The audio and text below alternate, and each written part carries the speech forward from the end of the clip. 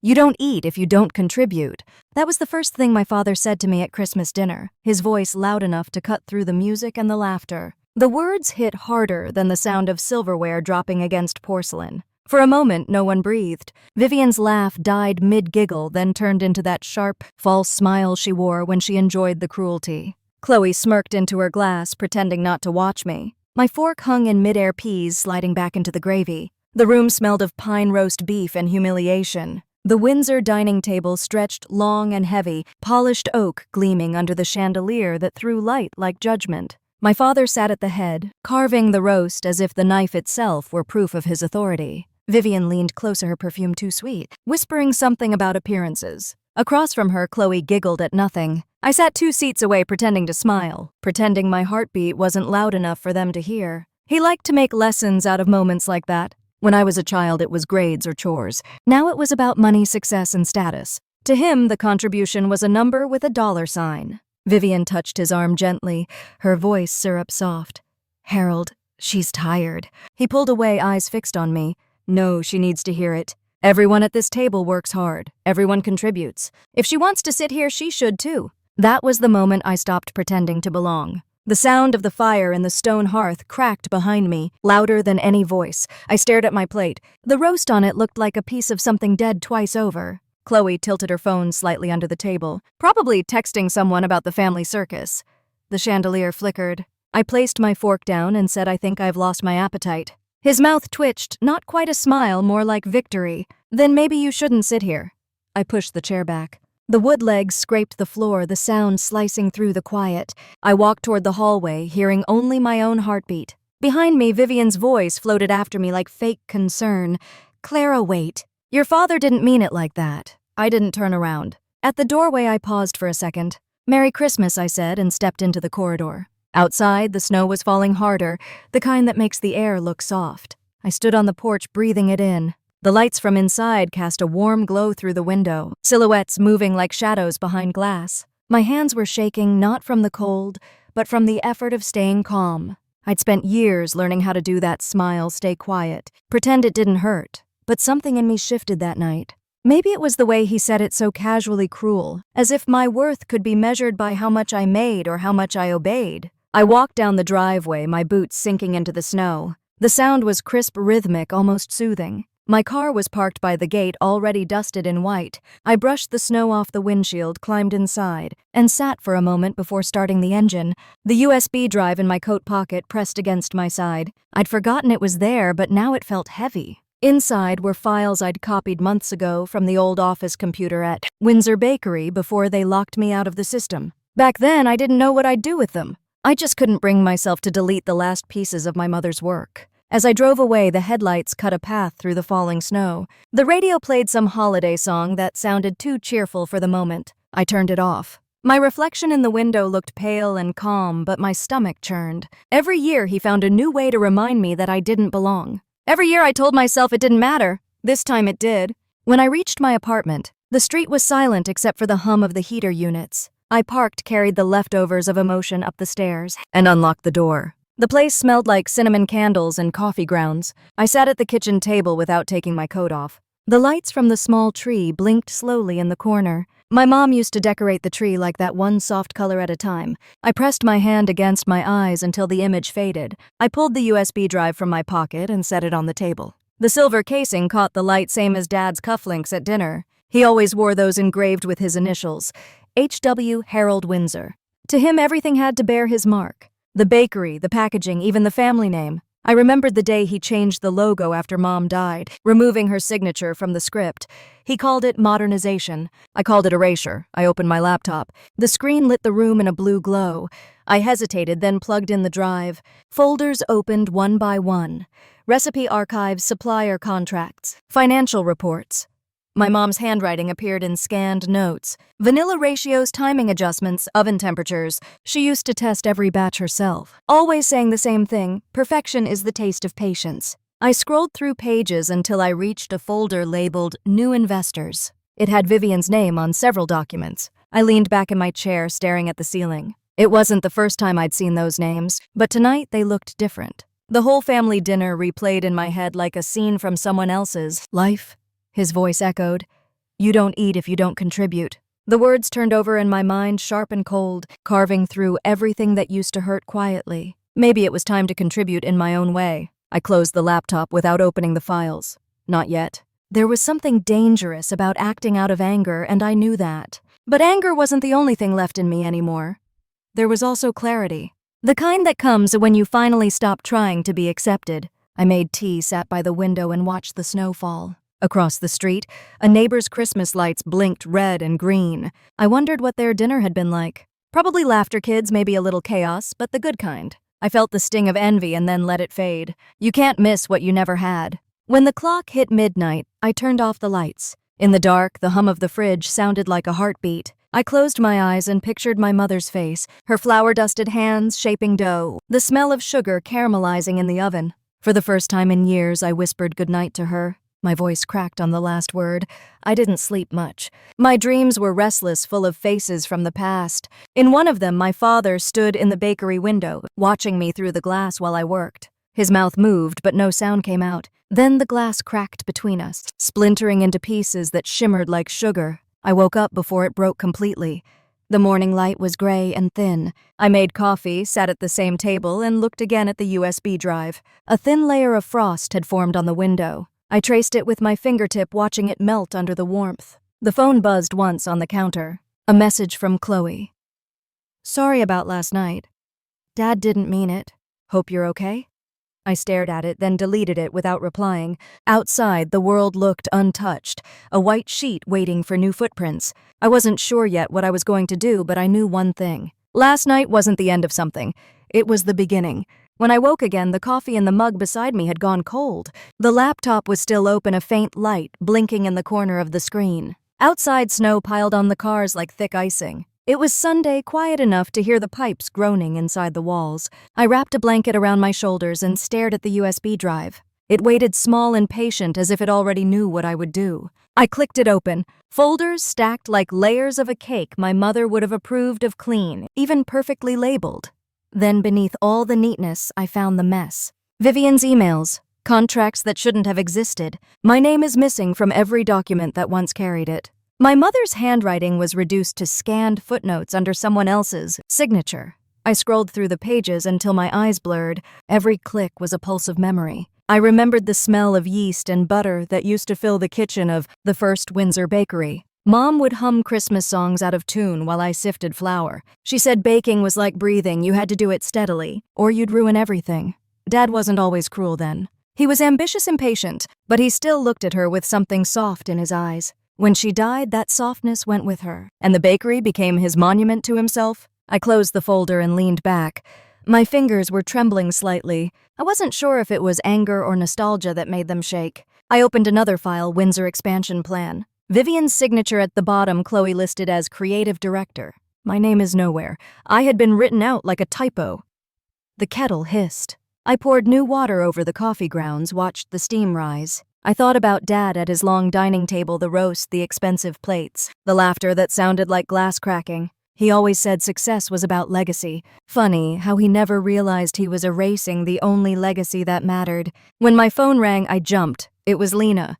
I hadn't heard from her in months. She'd been my coworker back when I still ran the test kitchen at Windsor Bakery. The company fired her 2 years ago for protocol violations.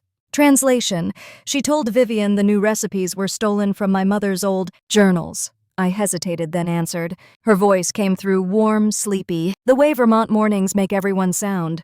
I saw the news, she said. The Windsor Christmas campaign launched early this year. Limited edition tarts your mother's recipe right down to the caramel dusting. I didn't reply. She went on. I'm sorry, Clara. I know what it feels like to watch them take something and pretend it's theirs. I pressed my fingers to my temple. Maybe I should be used to it by now, I said. You shouldn't have to get used to being erased, she said. Then her voice softened. I kept the old kitchen key, you know. They changed the locks on everything else, but not the back door to the storage room. Maybe you'd want it. She paused, waiting. I looked at the coffee, the frost melting on the window pane. Bring it by tonight, I said. After we hung up, I opened the news on my phone. There it was, an ad featuring Vivian and Chloe standing in front of the new flagship store in Burlington. The caption read, "Windsor Bakery Family Tradition Perfected." The photo glowed with warm lights and smiling faces. My mother's handwriting appeared faintly in the background of their logo, stylized but unmistakable. I could almost hear Dad saying that word again. Contribute. That afternoon, I drove to the small apartment where Lena lived. The roads were slick, the sky a dull gray. She met me at the door with a hug that smelled like cinnamon and cheap laundry. Soap. Inside, her living room was crowded with boxes of old cookbooks and baking tools she'd rescued when the bakery replaced everything with corporate stainless steel. She handed me a small brass key on a red string. "I figured you'd want to say goodbye properly," she said. Or something like that. We sat at her kitchen table drinking cocoa. She told me how Vivian had convinced investors that she and Chloe were the creative minds behind the brand's revival. Dad had signed off on every word. They even used a photo of Mom from the early days, labeling her as a former collaborator. It made my stomach twist. I asked Lena if she ever thought about going back suing them maybe. She shook her head. "They'd bury me in paperwork before I saw a cent," she said. "People like us don't win that way." Driving home, I kept glancing at the key on the passenger seat. It caught the light whenever the car turned. By the time I reached the edge of town, snow had started again, thick and steady. I parked behind the old bakery building. The place looked smaller than I remembered, boarded up on one side, but still standing proud with its brick walls and faded sign. The windows were dusted with frost. Inside the back door, the air smelled of flour metal and ghosts. My footsteps echoed off the tiled floor. I ran my hand along the counter where Mom used to roll dough. Dust clung to my fingers like sugar. For a moment, I closed my eyes and heard her voice counting under her breath. 3 turns, then fold. Don't rush it. I walked to the storage room. Shelves lined with empty jars and old labels. In the corner, a stack of cardboard boxes stamped with the old Windsor logo. I opened one. Inside were recipe cards smudged and yellowed at the edges. The ink of her handwriting had faded, but I knew every curve of it. She always signed the bottom of her recipes with a little heart. I found one that read Caramel Snow Tart Lydia's Original. My throat tightened.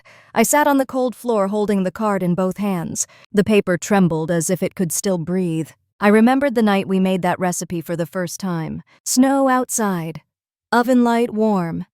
Dad sitting at the counter tasting the filling, saying it was too sweet. Mom laughed and said sweetness was the point. I had been 10 covered in flour, happy just to be part of it. A sound broke the memory. A soft tap water dripping from a pipe overhead. I stood, brushed the dust off my jeans, and looked around the dim room. My reflection stared back from a cracked piece of glass propped against the wall. I barely recognized the woman looking at me. Her eyes looked older than 32. When I locked up, I slipped the key into my pocket next to the USB. 2 pieces of a past I wasn't sure I wanted but couldn't let go of. Back home, I spread the recipe cards across the table. The edges curled up like they wanted to breathe again. I photographed them one by one. Then I opened the Windsor Company website.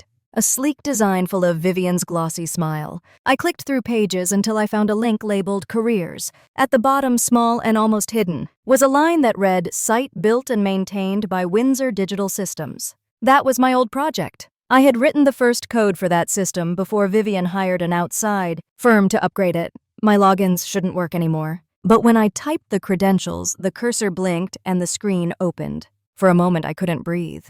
The dashboard appeared exactly as I'd left it years ago. My mother's photo on the About page stared at me. The system wasn't just open, it was unguarded. They never replaced the original architecture, they only painted over it. I stared at the glowing monitor, the hum of the heater filling the room. I could almost hear Dad's voice again, sharp and proud. "You don't eat if you don't contribute." Maybe it was time to contribute something new. The thought scared me and thrilled me all at once. I didn't move for a long while. I just watched the snow outside blur the streetlights, turning everything soft, quiet, dangerous. The night felt heavy with possibility, the way air feels before a storm. When the clock hit 11, I shut the laptop, drew the curtains, and turned off every light except the tree. Its glow flickered across the recipe cards like candlelight. My mother's handwriting shimmered faintly under it. I whispered into the room, maybe to her, maybe to myself. "They took everything, Mom, but they forgot who built it." Then I sat in silence, listening to the faint hum of the city and the sound of snow sliding off the roof, and I knew sleep wouldn't come easily that night.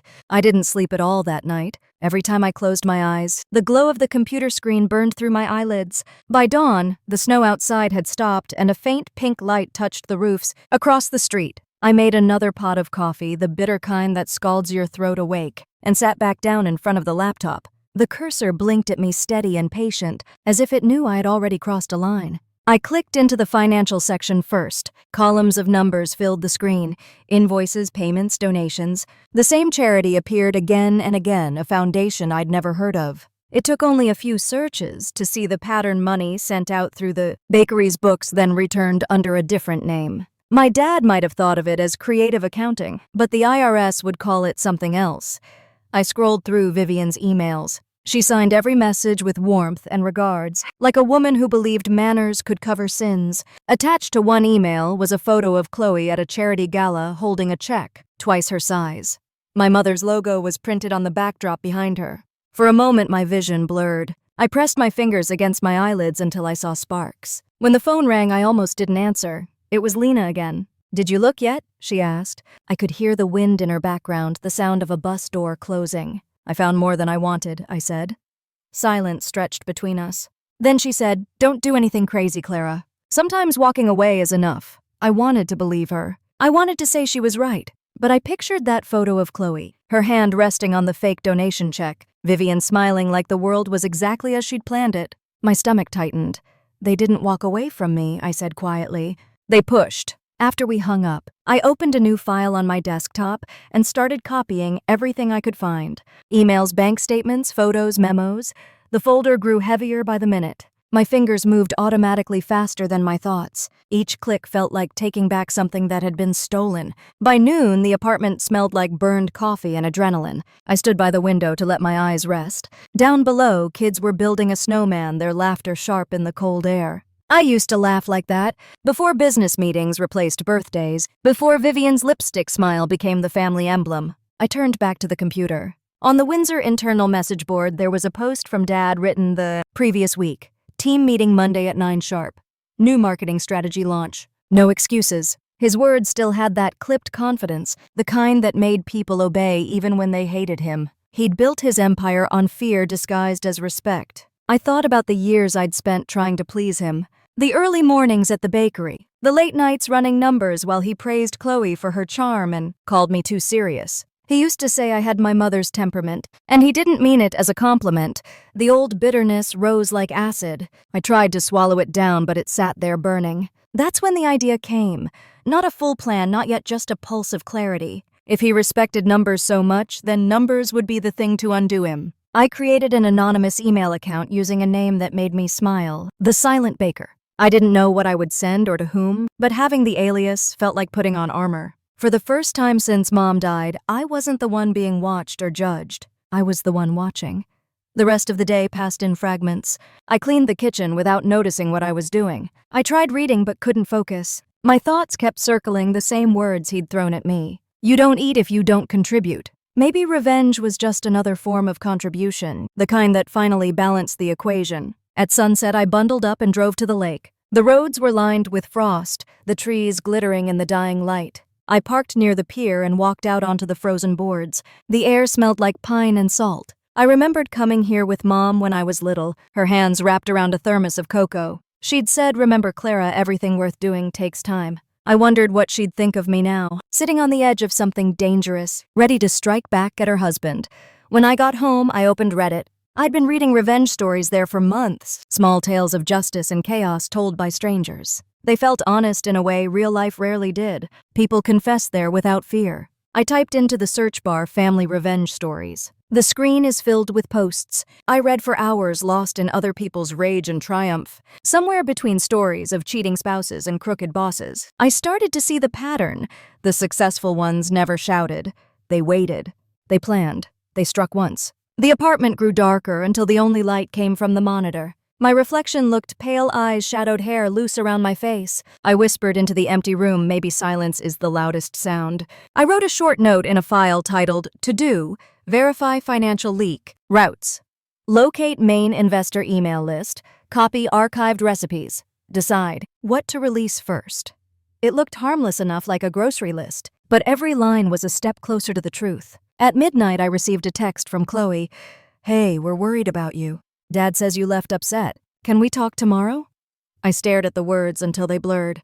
I didn't reply. She wasn't worried. She was checking damage control. I shut the phone off and went to the window. Snow had started again, light and steady. The streetlights turned it gold. In the distance, I heard a church bell ring. Somewhere, families were sleeping under warm quilts, their worlds unbroken. I pressed my palm to the cold glass and made a promise I hadn't made before. I would make them see. Not with shouting or violence or anything they could trace. Just truth, plain and merciless. The next morning, I woke early. The air inside felt heavier, as if the walls already knew what I was about to do. I made oatmeal, ate 2 bites, and threw it away. My hands itched to be busy. I set up a new email template, attached the first batch of documents, then hesitated. Not yet. It had to be perfect. I walked outside, needing air. The town was still quiet, snow piled along the sidewalks. At the corner bakery, the new franchise that had replaced Mom's shop, the windows were bright, full of displays, shaped exactly like hers used to be. I stood there watching customers line up for pastries made from her stolen recipes. The smell of sugar and butter hit me like a memory. One woman inside laughed, telling the cashier that Windsor Bakery made Christmas taste like home. I turned away before the tears came. Home was gone. But maybe something new could rise from the ashes. Back in my apartment, I wiped my face, sat down again, and opened the folder labeled Proof. My pulse steadied. The silent baker would make her debut soon. For the first time in years, I smiled, not wide, not joyful, but quiet. Certain. The kind of smile my dad used to call dangerous when it came from my mother. That night I slept without dreaming. The snow fell heavier, covering the world outside in white silence. 3 days passed before I opened the laptop again. I told myself I needed time to think, but the truth was simpler. I was scared. Power, even the quiet kind, is heavy when you've spent your life without it. I moved around my apartment like a ghost, cleaning dishes that were already clean, folding laundry twice, waiting for something inside me to settle. On the 4th morning, I woke up before sunrise. The light outside was pale blue, the kind that makes everything look fragile. I made coffee, sat at the kitchen table, and finally opened the files again. The silent baker waited in the corner of the screen, her inbox empty, her existence still secret. I clicked into a folder I hadn't checked before, labeled Community Outreach. Inside were dozens of receipts for charity donations, all signed by Vivian. The amounts were large, $5,000, $10,000, sometimes more, sent to an organization called Bright Path Foundation. I'd never heard of it. I opened a browser and searched for the name. Nothing but a blank page with a contact email that bounced back immediately. No address, no phone number. I stared at the screen. The numbers didn't make sense. I cross-checked them against the bakery's payroll records. The same dates appeared in both, but the totals were off by nearly half. Money went out, then came back as vendor reimbursements. It wasn't creative accounting. It was a fraud. I leaned back, heart thudding. My father's name was on every approval line. Vivian's signature was always beneath his. I imagined them sitting in his office, the smell of roasted coffee in the air, the hum of the old fridge he refused to replace. She would tilt her head, just so, smile that sharp smile, and he would sign whatever she put in front of him. I copied the entire folder to the external drive and closed the screen. My hands were shaking, not from fear anymore, but from focus. For the first time, I knew exactly what I was holding. Evidence. That evening, I called Lena. She answered on the first ring. "You sound different," she said. "Like you made a decision." I told her. "I found something big." I heard her inhale softly. "Big like illegal or big like family drama?" "Both," she sighed. "Clara, if you go down this road, you can't halfway it. They'll bury you in lawyers if they find out." I stared at the snow outside the window, thick flakes swirling in the yellow streetlight. "They won't," I said. "Not yet." Later that night, I drove to the old bakery again. The roads were slick with ice, the kind that keeps most people home. I parked behind the building and used Lena's key to slip inside. The darkness greeted me like a memory. I turned on one small lamp by the counter. Dust floated in the beam. The oven stood silent like old friends who had seen too much. I spread the copied documents across the counter, pages and pages of figures, names, signatures. My mother's handwriting appeared once, in a note she'd written years ago on a supplier form.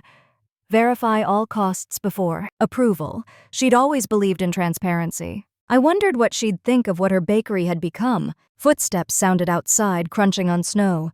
I froze, heart hammering. The sound stopped near the back door. I held my breath. Then a shadow passed by the window. A man in a thick coat, maybe a maintenance worker or a late-night wanderer. After a moment, he moved on. I exhaled slowly and laughed at myself, the sound thin and shaky. Revenge makes you paranoid. I spent hours going through every file, matching amounts and writing notes. The air grew colder. Around 3 in the morning, I finally stood, stretching my stiff back. I packed the papers into a folder, locked up, and stepped into the icy wind. The sky had started to lighten. On the drive home, my thoughts ran wild. The bakery's Christmas campaign would end in 2 days. The perfect time to release the truth would be after it, when the world's eyes were still on them, when no one could spin it as a misunderstanding. I didn't know yet how I'd do it, but I could almost taste the silence that would follow. The kind of silence that comes after something breaks. Back in my apartment, I sat on the floor beside the tree. Its lights blinked lazily, half the bulbs burnt out. I thought about the years I'd spent trying to fix things that were already dead. Family love, legacy. Maybe this time I didn't need to fix anything. Maybe I just needed to let it fall. The next morning, I went for a walk downtown. The streets were lined with sale banners, families carrying shopping bags, laughter bouncing off the buildings. I passed the new Windsor flagship store. Through the window, Vivian's portrait hung larger than life, her smile painted across the glass. Beneath it, Chloe handed pastries to customers, her blonde hair shining under the lights. She looked perfect, untouched, like nothing had ever gone wrong. I stood there watching until she noticed me. For a second, our eyes met. She blinked, surprise flickering in her expression. Then she smiled faintly and waved. I didn't wave back. I just turned and walked away. That night, I opened Reddit again.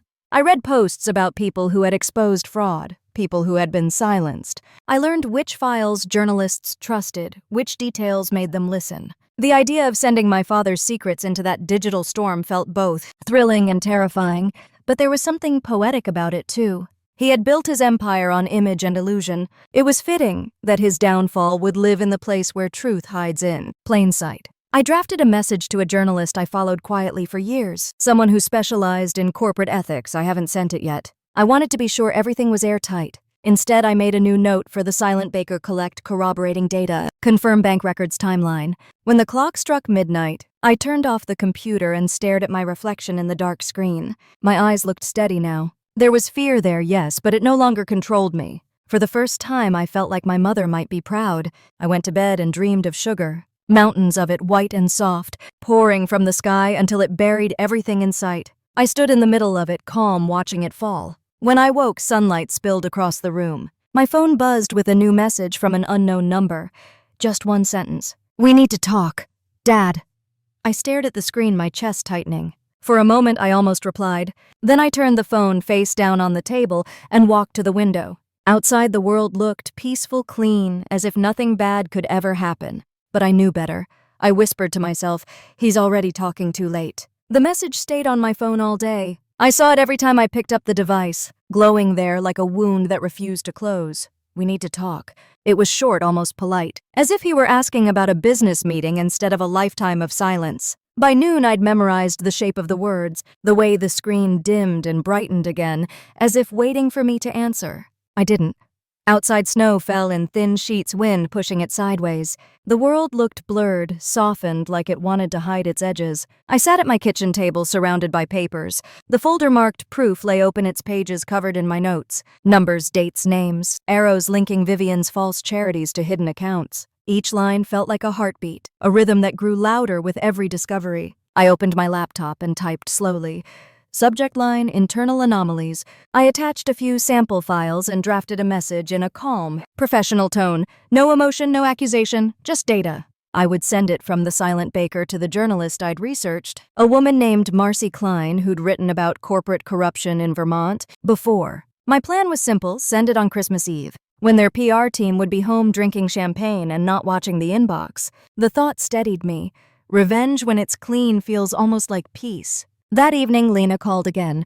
She never liked texting. Her voice carried warmth even through static. "You sound quieter than usual," she said. I told her I was fine. She didn't believe me. "You're not the kind of person who's fine when you're quiet." I laughed, but it came out hollow. "Do you ever wonder," I asked, "if silence can be a kind of violence?" She hesitated. "Only when it's deserved." We didn't talk long. After we hung up, I brewed tea and sat by the window. The lights from the bakery across the street blinked in rhythm with the snowplow's flashing beacon. It looked like the world was breathing in slow motion. I thought of Mom again, her gentle voice when she'd scold Dad for pushing too hard. She used to say there's nothing wrong with ambition as long as it doesn't eat your soul. I wondered if she'd recognize the man he became, or the woman I was turning into. By midnight, I'd made my decision. The files were ready, the plan was set. All I had to do was press send. But first, I needed to see the place one more time. Christmas Eve morning was bright and brittle, the kind of cold that stings your lungs. I drove to the old bakery before sunrise. The main street was quiet, shop windows painted with fake snow, plastic wreaths hanging crookedly on doors. I parked by the alley and walked to the back entrance. The key Lena had given me felt warm from my glove. Inside, the air smelled faintly of sugar and dust. Light from the small window hit the metal counters in stripes. I moved through the space, touching the familiar surfaces, the way you touch old photographs.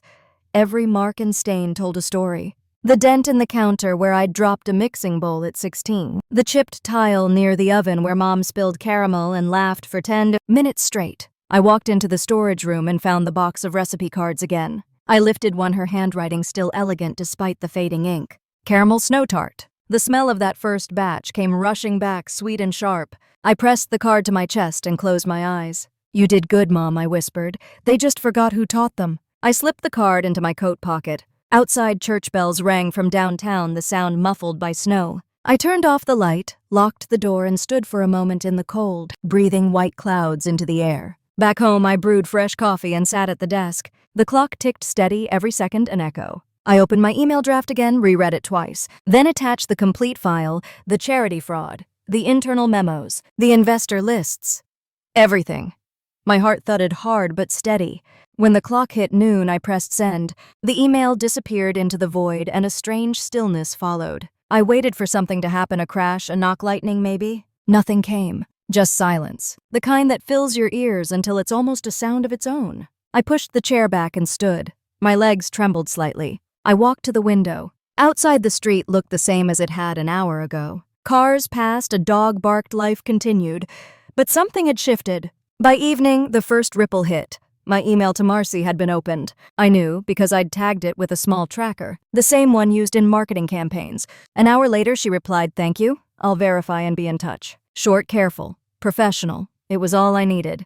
That night, I couldn't eat. The air felt heavy like the calm before a storm. I sat on the couch watching the lights on the tree flicker until they blurred. I wondered what Dad was doing.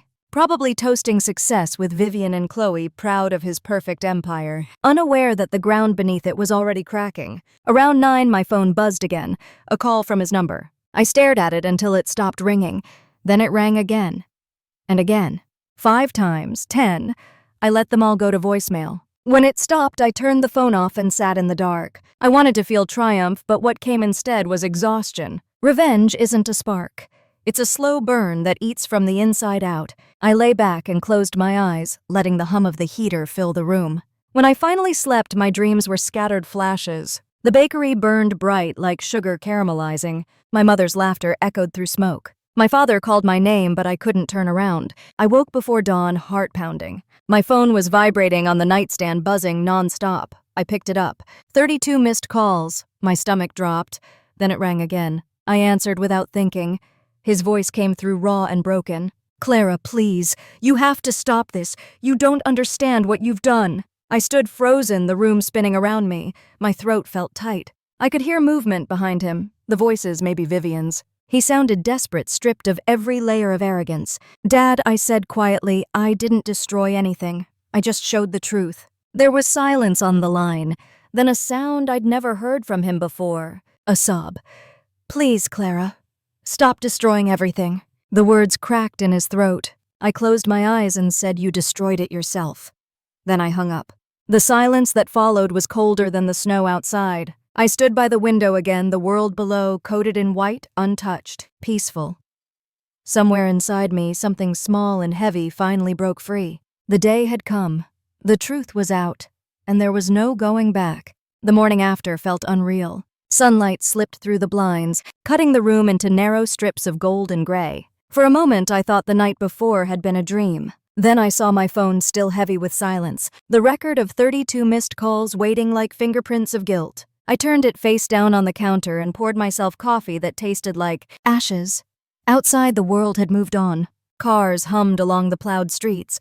Children dragged sleds through snowbanks. And somewhere a radio played an old Christmas song. It all sounded too normal for what I knew was coming. I sat on the couch with my laptop, opened the news, and scrolled. The first headline appeared around 9:30. Windsor Bakery faces allegations of fraudulent donations. The photo beneath it showed Vivian and Chloe smiling in front of their shop. Window the picture from the campaign launch. Underneath, a caption said the company was under investigation after leaked financial documents surfaced online. My breath caught. It was already public. I clicked the article. Words blurred in front of me. Anonymous sources. Internal data leak. Investigations pending. No names mentioned, but it didn't matter. I knew. The silent baker had been found. I wasn't sure how to feel. Relief, fear, something in between. I pressed my palm to my chest and felt my heart pounding quick and steady. My mother's handwriting had made it onto the front page of every local paper, her recipes used as proof of the company's deceit. I should have felt proud. Instead, I felt hollow. The phone buzzed again, a message from Lena. Have you seen it? It's everywhere. Are you okay? I typed back one word. Yes. Then I turned the phone off. I spent the next few hours pacing. The apartment felt too small. I opened the curtains, then closed them again. Every car outside looked suspicious. Every sound made me flinch. I told myself I hadn't done anything illegal. I hadn't lied. I'd only told the truth. But the truth in my family was always treated like betrayal. By noon, the television had picked it up. A local station aired footage of the Windsor flagship store. Reporters stood outside in the cold while customers walked past, holding half-eaten pastries and confusion. Some interviews were sympathetic, others weren't. A former employee talked about poor management, another about unpaid overtime. It was snowballing. I turned the TV off before they said Dad's name. I didn't need to hear it. Around 2, there was a knock at the door. My stomach tightened. I walked slowly, heart thudding, and looked through the peephole. A delivery man stood outside holding a plain envelope. For a second, I thought it might be from my father, some last attempt at control. But when I opened it, there was only a single piece of paper, a handwritten note, no return address. It said simply, "You did the right thing, keep going, no signature." The handwriting wasn't Dad's, not Vivian's. It wasn't Lena's either. I held it up to the light, looking for a watermark, a clue. Nothing. My mind spun. Maybe it was Marcy the journalist. Maybe it was someone inside the company. Or maybe it was my mother's handwriting playing tricks on me through memory. I tucked the note into a drawer. That evening, the phone began to buzz again. I ignored it. Then the news channels switched tone. What started as one article became 10. Allegations turned into proof. Investors began to pull out. The bakery's social media pages flooded with comments, people asking for refunds for answers for someone to blame. I watched it unfold on my laptop like a movie I couldn't pause. Videos showed customers tossing boxes of pastries into trash bins. Reporters camped outside the Windsor offices. Vivian's photo, once flawless, was now plastered beside the word fraud. And then came the statement. At 8 that night, a press release appeared on the company's website. Windsor Bakery temporarily suspends operations pending an internal review. We are cooperating fully with authorities. We deny all allegations of wrongdoing, but the damage was done. The name Windsor no longer meant sweetness or success. It meant scandal. I sat in the dark, the screen light flickering against my face. Part of me wanted to cry. Another part wanted to laugh. My father had spent his life teaching me control, teaching me to stay quiet. Now his silence was what would destroy him. At 9, my phone buzzed again. I almost didn't answer, but something in me needed to hear his voice one last time. "Clara," he said. His tone was different, no authority, no cold edge, just exhaustion. "I don't know what you think you've done, but you need to come home. We can fix this." There was a pause. Behind him, I heard the faint sound of Vivian crying or pretending to. "Dad," I said quietly. "You can't fix what was never honest to begin with." He said my name again, slower this time, pleading. "Clara, I did it for the family, for your future." "My future died when you stole Mom's," I said. The line went silent. Then a long breath. "I never meant for it to go this way. Neither did I." I hung up. I stood there for a long time, phone still in my hand. The room felt too quiet, the air too still. I opened the window. Cold air rushed in, biting at my skin, clearing my head. Somewhere in the distance, church bells rang again. The world didn't stop. It never does. I sat back down at my desk and opened the folder one more time. My mother's scanned notes filled the screen, neat and sure. Perfection is the taste of patience. She'd written that in the margin of her first recipe, patience. That word held me still. The storm had only started. I knew the next few days would bring noise statements, accusations, defenses, but I didn't need to say another word. My part was done. I shut the laptop and looked at the tiny tree still standing in the corner. Its lights blinked soft and steady, refusing to die even after days of neglect. I poured myself a glass of wine and sat on the couch. The air smelled faintly of cinnamon and dust. I thought of Mom again, of how she used to sit on the bakery steps after closing time, watching the town lights reflect off the snow. She'd always said there was beauty in endings if you looked closely enough. I leaned back and whispered to the empty room, "It's over, Mom. I did what you couldn't." Then I let the silence settle. But it wasn't over. Not yet. The next morning, the world outside was louder. Reporters had swarmed the Windsor estate. Vivian's lawyer released a new statement blaming an unnamed, disgruntled former employee. That was me, of course. They didn't need to say my name. The message was clear. I closed the news tab and smiled a small, tired smile. Let them guess. Let them shout. I didn't need their approval anymore. What's done is done. And as I looked out the window, snow falling soft and endless, I realized that revenge doesn't feel like victory. It feels like a release. The news kept spreading like frost crawling across a window. By the third day, Windsor Bakery was on every headline. Local papers, national blogs, even morning talk shows. The empire that once stood like marble was now melting in public view. I watched it all unfold from my couch, half-dressed, coffee cold beside me, the television screen flickering images of the life I had burned to the ground. Dad's voice echoed in every clip. Reporters used old interviews, his smooth tone promising excellence, family values, tradition. I turned the volume down, unable to listen. It was strange how a man could sound so steady when everything he built was gone. Vivian appeared next, her perfect hair slightly off, her smile strained as she stood outside the bakery with a statement in her hand. "We have always operated with integrity," she said to the cameras, her lips moving like a puppet's. The police officers behind her made sure no one believed it. I should have felt proud. Justice had a price, and they were paying it. But pride wasn't what came. What came was an empty ache, like walking into a house after the fire's been put out. Everything quiet, everything ruined, nothing left to fix. The phone rang. It was Lena. "Have you seen it?" she asked, her voice shaky. I nodded even though she couldn't see me. It's worse than I thought. They're saying Vivian's facing charges. Fraud, laundering, maybe perjury. I leaned against the counter, my hand pressed flat against the cool surface. "And Dad," I said. Silence on the line. "He's cooperating," she said finally. "Which means he's admitting it." For a long time, neither of us spoke. I could hear her breathing. Then she whispered, "Clara, you did it. They can't come back from this." I wanted to say I didn't do it for victory.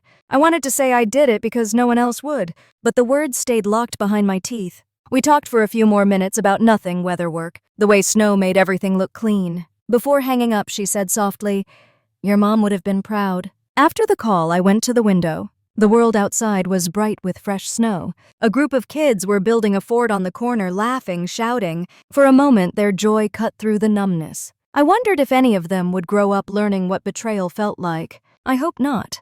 Later that afternoon, I drove to the grocery store. I hadn't been out in days. The streets were quieter now. News vans parked along Main Street near the Windsor offices. I passed them slowly, watching reporters talk into microphones, their breaths turning white in the cold air. The Windsor sign above the building was being taken down, a man on a ladder unbolting each letter. The W came off first. Inside the store, people whispered. Two women by the dairy aisle were talking in low voices. "Did you hear about the Windsors?" one said. "I used to buy their tarts every Christmas. Can you believe they were crooks this whole time?" The other woman shook her head, clutching a carton of milk. "I feel bad for that daughter, the one who disappeared." I turned away before they could notice me. At the checkout, the cashier, a young man with freckles, smiled awkwardly. "Crazy about the Windsors, huh?" he said. I nodded, forced a polite laugh, paid and left. Back in the car, I sat for a while, groceries untouched beside me. It was strange to hear people speak about my family like a story, like something that happened to someone else. Maybe that was what I had become too, a story someone told to pass the time. That night I poured wine and sat on the floor surrounded by papers. The apartment smelled faintly of oranges and candle wax. On the television, a news anchor announced that Vivian had resigned from her position and left town. Chloe had deleted her social media accounts. Dad was under house investigation. Each detail landed softly like snow piling up outside, one layer over another until everything disappeared beneath it. I found myself remembering the last time Dad and I baked together. It was years ago, before Vivian, before money turned the kitchen into an office.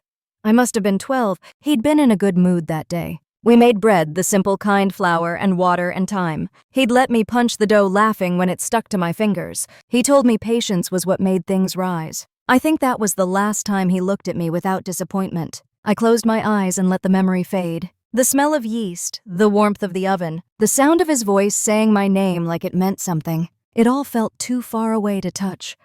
Around midnight, the power flickered. The lights dimmed, then steadied again. I took it as a sign to sleep, but my mind wouldn't rest. I kept thinking about the bakery, the empty ovens, the silence after chaos. I wondered what it looked like now if the walls still smelled like sugar, if the ghost of my mother still lingered there. The next morning, I drove out of town before I could change my mind. The roads were slick, the sky heavy with clouds. I parked behind the old building again. The snow was knee-deep, the alley untouched. I unlocked the door and stepped inside. The place felt colder than I remembered. Light filtered through the dirty windows, catching on the dust. I walked past the counters, running my hand along the surface, tracing the outlines of memories. The ovens stood open, their insides blackened and still. In the office, papers littered the floor. Someone had been here, maybe investigators. The air smelled of metal and damp wood. I picked up a broken frame from the floor. It was a photo of my parents younger, smiling in front of the first Windsor Bakery sign. I wiped the dust off the glass and set it upright on the desk. For a long time, I just stood there.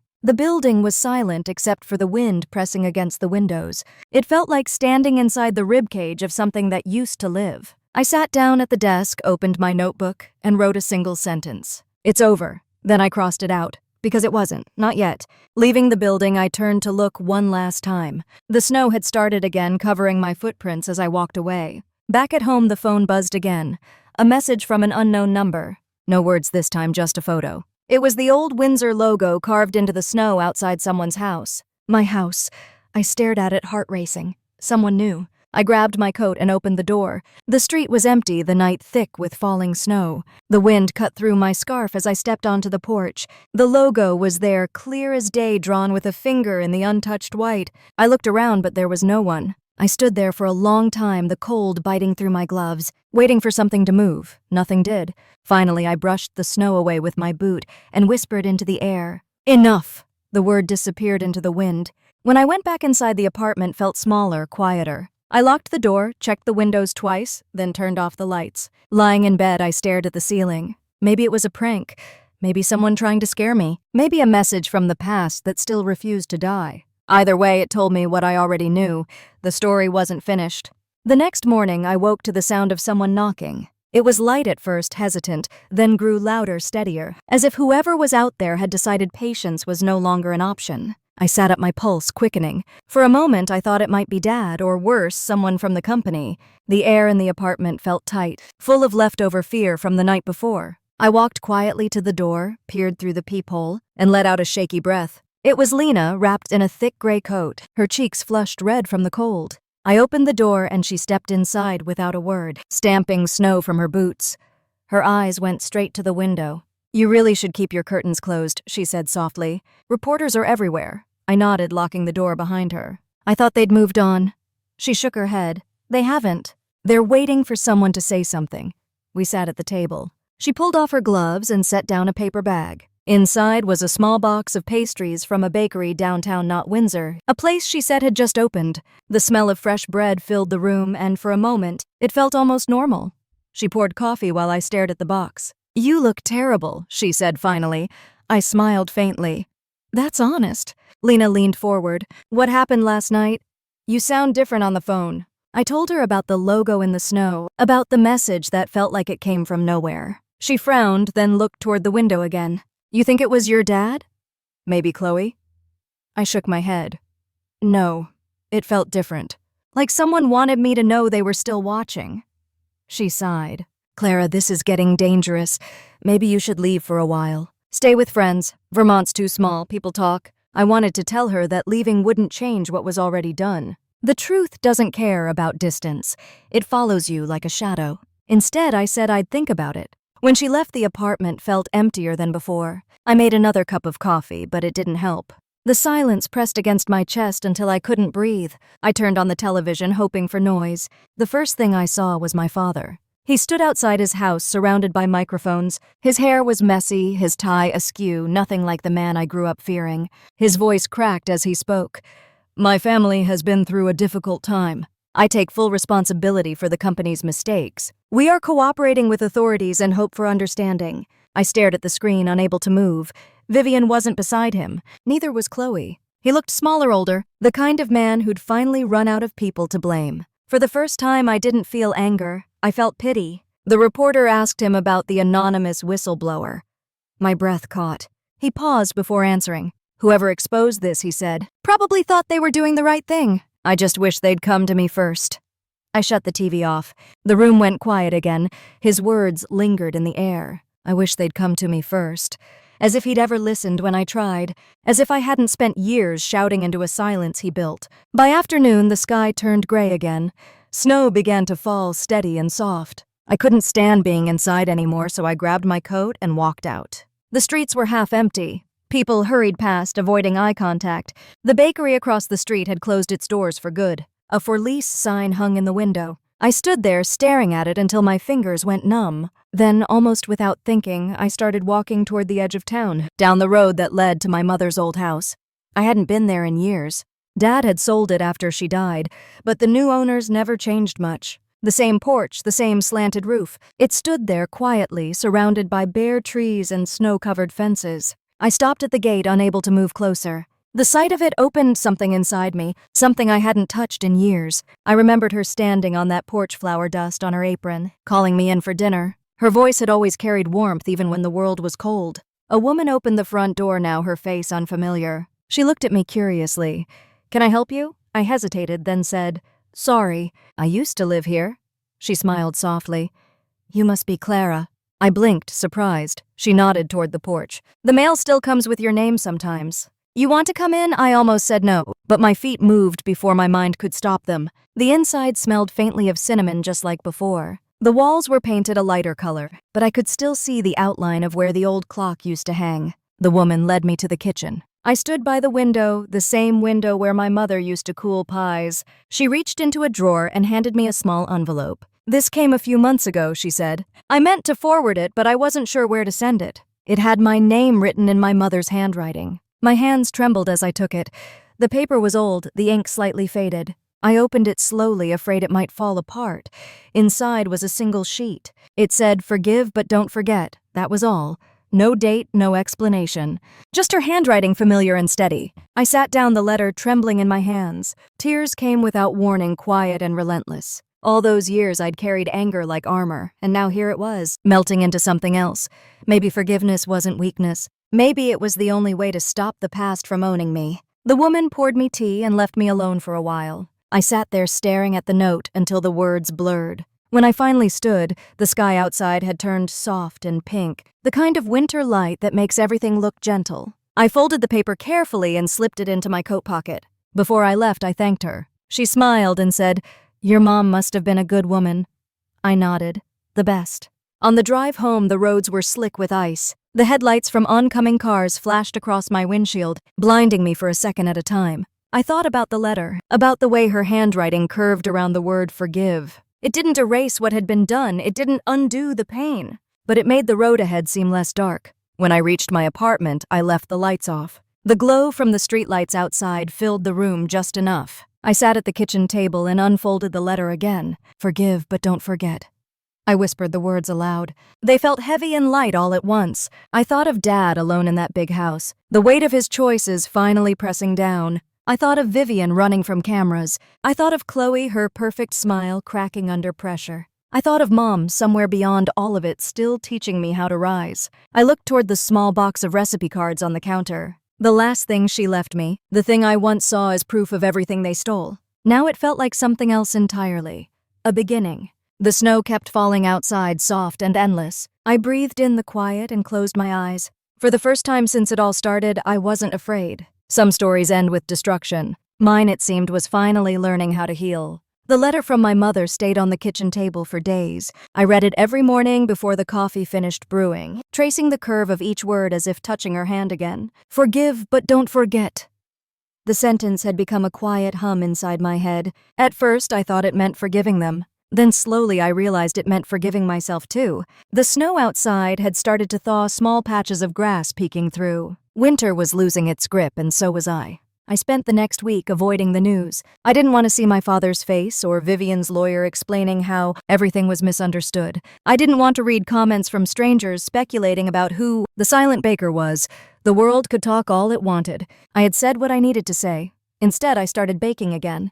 It began one quiet morning when I opened the window and smelled the faint sweetness of bread from the cafe down the street. The air was crisp cold, but it carried warmth. I pulled out my mother's old recipe box, the one I'd been too afraid to touch for months. The cards were smudged with years of flour and fingerprints. Her handwriting curved across each one, confident and neat. I started small. Lemon loaf, then cinnamon twists. I didn't have the right oven, but it didn't matter. The apartment filled with the smell of sugar and butter, the kind of smell that felt like a heartbeat. The first bite nearly made me cry. It wasn't perfect, but it was hers. When Lena came over that weekend, she stopped at the door and laughed. "I thought you swore off baking," she said. I shrugged. Maybe I changed my mind. She tasted a piece and smiled, eyes shining. "You should sell these, Clara. People would love them." I shook my head. "I'm not ready for that." She grinned. "You will be." We sat for hours talking about everything except the Windsors. She told me about her new job, about her niece learning to walk, about the small good things that fill the spaces after chaos. When she left, she hugged me tighter than usual. "Don't disappear again," she whispered. That night, as I cleaned the counter, I noticed my phone blinking, a message from an unknown number. I almost ignored it, but curiosity won. It was short. "Can we talk, Dad?" I stared at it for a long time. My first instinct was to delete it, pretend it didn't exist. But forgiveness doesn't come from pretending. It comes from facing what still hurts. I typed back 2 words, "Tomorrow morning." The next day was cloudy but clear. I drove to the small diner halfway between my town and his. It was the kind of place that smelled like coffee and fried eggs, with cracked leather booths and a bell over the door. He was already there when I arrived, sitting by the window, hands folded on the table. He looked older, smaller somehow. His hair had gone mostly gray, his eyes tired. He stood when he saw me. For a second, neither of us moved. Then he said my name quite like a confession. I sat across from him, the vinyl seat cold beneath me. The waitress came by, refilled our coffees, and disappeared again. We didn't speak for a while. The sound of clinking dishes filled the silence. Finally, he cleared his throat. "You look well." I said nothing. He tried again. "I heard you've been baking." That made me smile just a little. "Some things don't change." He nodded, looking down at his hands. They trembled slightly.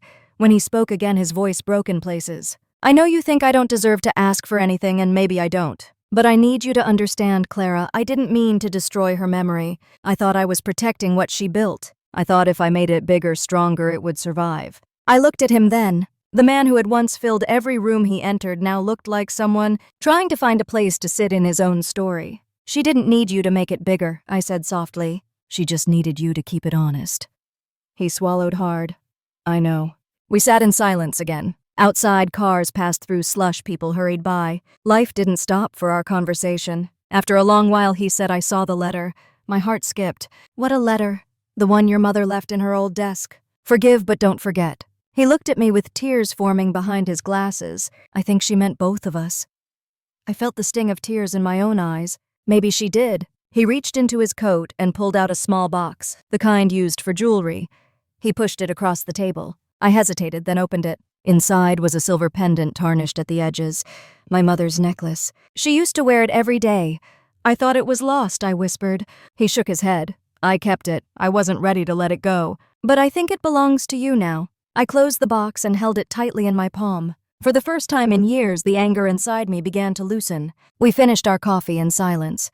When I stood to leave, he did too. For a moment, we just looked at each other. There was no apology that could fix everything. But maybe forgiveness didn't need to fix it. Maybe it just needed to make room for peace. I said goodbye, and he nodded. As I turned to go, he said something so soft I almost didn't hear it. "I'm proud of you, Clara." Outside, the air smelled like rain. I stood by my car for a long moment, watching him through the window as he sat alone, his hands still folded like a man praying for time he could never get back. The drive home felt different. The tension I'd carried for years had finally started to dissolve. I thought about my mother, about her words, about the strange way love and pain can live in the same place. Forgive, but don't forget. Maybe it wasn't advice. Maybe it was the map I had been following without knowing. When I got home, I took the necklace out of the box and held it against the light. The silver caught a glimmer, faint but steady. I put it on and felt its weight settle near my heart. It didn't feel heavy. It felt right. That evening I baked again. This time it was apple pie, my mother's favorite. The smell filled the room, sweet and sharp, wrapping around me like memory. I cut a slice and set it by the window, the way she used to do for guests who might stop by. I didn't expect anyone to come, but as the night deepened and snow began to fall again, I swore I could hear her humming somewhere in the quiet. Not a ghost, not a dream, just the echo of love that refuses to fade. I sat down, took a bite, and closed my eyes. The taste was simple, real, whole. It was the taste of coming home to myself. Outside, the snow kept falling, soft as forgiveness. Spring came slowly that year. The snow melted in patches, leaving behind muddy streets and the smell of wet earth. The world outside my window was changing, softening, and for the first time in a long time, I let myself slow down with it. My days no longer revolved around what had been lost, but around what I could build. The scandal had faded from headlines, replaced by newer stories, newer names. Windsor Bakery was gone for good. The buildings were being sold off, the signs taken down, the name erased. Yet in some quiet way, I felt like it had finally become mine again. I had rented a small shop near the edge of town, nothing fancy, just a warm space with 2 ovens and a counter that smelled faintly of sugar. The sign above the door read, "Lydia's Oven." My mother's name, written in the same script she used on her recipe cards. The first time I turned the key in the lock, my hands shook. It felt like waking up a part of her that had been sleeping inside me all these years. Lena helped paint the walls. She hummed while rolling out color, pale yellow like morning light. We laughed about how crooked the shelves looked and how my first batch of muffins burned because we got distracted talking about old memories. For the first time, laughter didn't feel borrowed or forced. It felt alive. The first customers came quietly. Locals, mostly people who remembered my mother, people curious to see what had risen from the ashes of a famous name. They asked if I was related to the Windsors, and I simply said once. They didn't press. They just smiled and ordered coffee. I baked small batches, keeping everything simple. Apple pie, lemon loaf, caramel snow tarts. The same recipes Mom used to make, the same smell that used to fill our home. One morning, a woman came in holding a newspaper clipping. She placed it on the counter and smiled. It was an old article about Windsor Bakery, one from the early days before Vivian, before everything changed. My mother's photo was there, standing in front of her first shop. The woman said she used to work there as a cashier, that she remembered how my mom used to sneak free cookies to children. She told me that coming into Lydia's Oven felt like stepping back in time. I thanked her, holding back tears. When she left, I sat for a while at the counter, staring at the article. My mother's eyes looked the same as I remembered. Calm, knowing, full of patience. I whispered that I hoped she was proud. Later that week, I received a letter in the mail. The handwriting was neat, familiar in a way that made my heart skip. My father's. It wasn't long, just a few lines written on plain stationery. He said he was moving to Maine near the ocean to start over. He hoped I could forgive him one day, but he would understand if I couldn't. He wished me peace. I read it twice, then folded it neatly and tucked it beside my mother's letter in the small box, where I kept her recipes. I didn't feel angry, only quiet acceptance. The kind that comes when you finally stop expecting a different ending. That night, I closed the bakery early. I walked down to the lake where my mother used to take me. The ice was gone now, the water calm, reflecting streaks of pink and gold from the sunset. I sat on the bench and watched the ripples stretch toward the horizon. Somewhere in the distance, a loon called its sound low and haunting. I thought about everything that had happened, about revenge and justice and forgiveness. I realized they weren't separate things. They were steps in the same journey. My revenge hadn't destroyed me because it wasn't born of hate. It was born of truth. And truth, no matter how painful, has a strange way of setting you free. When I got home, the bakery windows glowed warm in the dark. I unlocked the door and stood in the middle of the room. The smell of sugar and cinnamon wrapped around me like an embrace. On the counter sat a fresh pie, cooling golden crust catching the light. I took a small plate, cut a slice, and sat by the window. The first bite melted on my tongue, soft and sweet, the way it used to taste when Mom baked it herself. Outside, the first rain of spring began to fall, tapping softly against the glass. The streets shimmered, the sound steady and soothing. I thought about how far I had come from that Christmas night, from the table where my father told me I didn't deserve to eat if I didn't contribute. I smiled at the memory now, not with bitterness, but with clarity. Contribution doesn't always mean money or success. Sometimes it's courage. Sometimes it's true. Sometimes it's the quiet act of rebuilding what others tried to break. I leaned my head against the window and watched the rain slide down in streaks.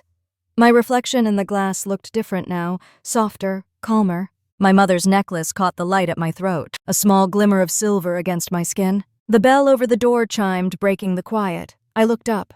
A man stood there, dripping from the rain, holding a bouquet of wildflowers. He smiled awkwardly. "Sorry, I didn't realize you were closing." "Are you still open?" I nodded, smiling back.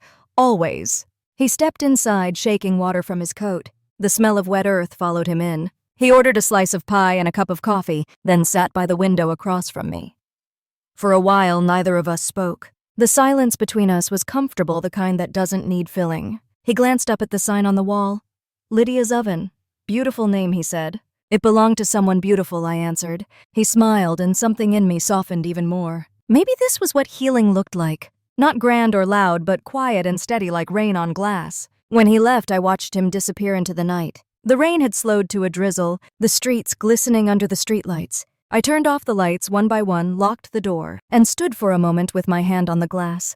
This was my life now. Not revenge, not loss, but renewal. The kind that tastes like sugar and strength and something close to peace. Before heading upstairs, I looked once more at the counter, at the pie, at the faint glow of the ovens. I smiled and whispered softly, as if to my mother, as if to anyone still listening, "We did it." Then I turned off the last light. The night outside was quiet, but inside my heart felt full. If you followed my story this far, thank you. Tell me if it touched something in you. Leave a comment, share your thoughts, or just say you're here. Because sometimes the smallest stories, the quiet ones, carry the biggest truths. And maybe, just maybe, that's the sweetest kind of revenge.